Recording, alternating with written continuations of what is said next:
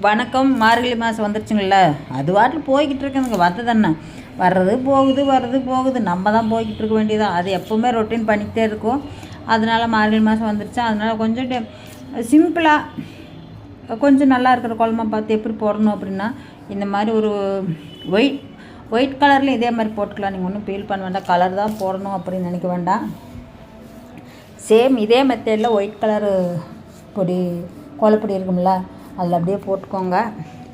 போட்டு நல்லா அலங்காரம் பண்ணிவிட்டு ஒரு கொஞ்சம் அதில் என்ன சாணி பிடிச்சி வச்சு ஒரு இந்த பூ வைப்பாங்களே, பூசணிப்பூ.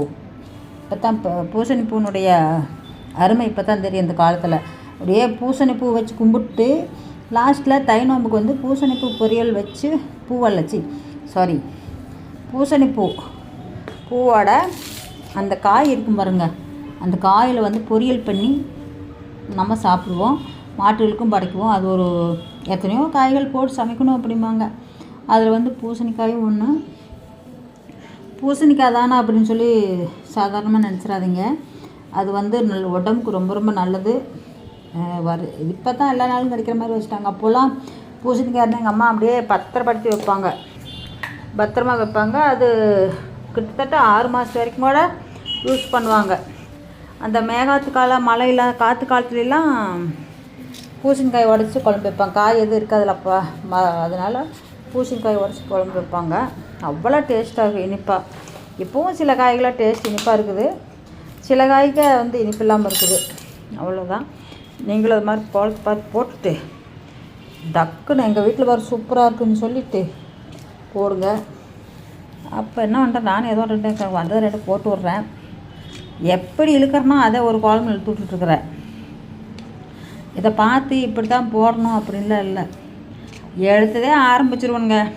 ஆரம்பித்ததே அதை அப்படியே எடுத்து போட்டு இழுக்க வேண்டியதான். இந்த பக்கத்தில் இது சரியாக போயிடுமா, அந்த பக்கத்தில் சரி போடு, அவ்வளோதான். முடிஞ்சிடுச்சுங்க. குழம்பு போட்டு முடிச்சாச்சு. சும்மா ஒரு 5 நிமிஷத்தில் போட்டு டக்குன்னு முடிச்சாச்சு. இதெல்லாம் சிம்பிளான கோலம்.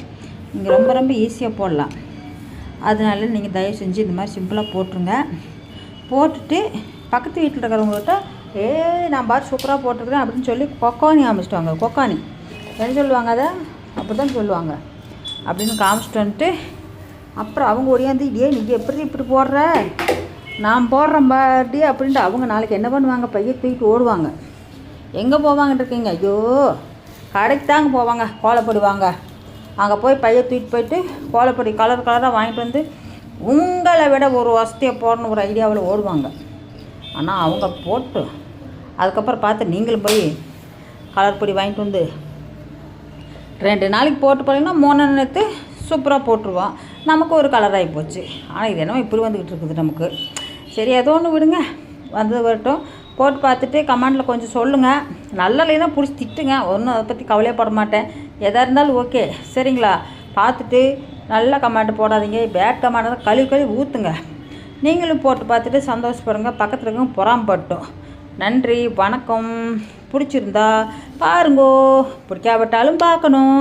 எங்கிட்ட அடுத்த ட்ரிப் எப்படி கவர்மெண்ட்லாம் வேணும்னு எதிர்பார்க்குறீங்களா கேளுங்க, நான் போட்டு கொடுப்பேன் உங்களுக்கு. நன்றி, வணக்கம்.